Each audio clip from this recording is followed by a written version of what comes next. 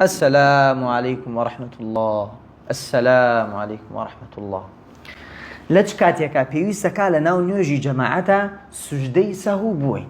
خۆشەویستانم، معلومە لە هەر کاتێکە ئیمام لە نوێژی جەماعەتە سوجدەی سەهوی برد ئەبێ ئەوانەی لە پشتیوە لەگەڵیان نوێژەکەن لەگەڵیا سوجدەی سەهو بوون.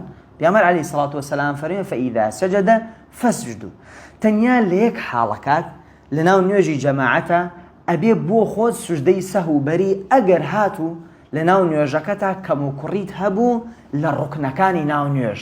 بۆ نمونە فاتحات نەخوێن، سوجدەی ڕکووعێ بە تەواوی نەدبر، لەم حاڵەکاتەیە لەگەڵ ئیمامە نوێژەکە تەواوەکەی، دوای ئەوە ئەگەر هاتوو کەم و کوڕیەکەت لە ئەداکردنی ڕوکنەکەیە لە یەک ڕکعات بوو لە دوای نوێژی جەماعەتەکەت هەڵەسیتە پا ئەو ڕکعاتە بە تەواوی ئەکەیتو، تەحیاتە خوێنی، سەلام بەلای ڕاست و چەپە دەیتۆ، دوای ئەوە دوو سوجدەی سەهوە بەی، پاشان سەلامە دەیتەوە. بەم شێوازە تۆ نوێژەکەت پڕەوێ و تەواو بێ. یعنی ئەگەر هاتوو لە نوێژی جەماعەتە تۆ خەلەلەکەت لە ڕوکن نەبوو، واجبێ لە واجبەکانی ناو نوێژت بۆ نمونە نەخوێن، وەکو ئەڵڵاهو ئەکبەرێکێ لە ئەڵڵاهو ئەکبەرەکان، یا وەکو سوبحانە ڕەبیەکانت نەخوێن، یا وەکو تەحیاتی یەکەم لە بیرت چوو بۆ نمونە، لەم حاڵەکاتە پێویست ناکا سوجدەی سەهو بەری.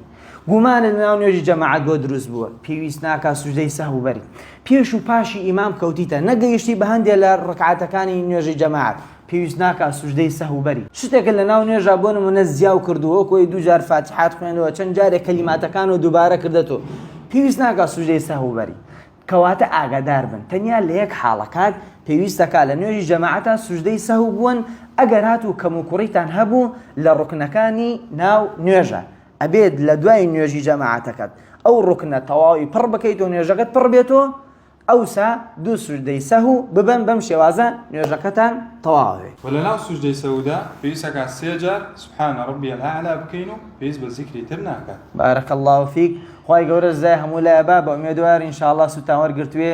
سەلام عەلەیکم.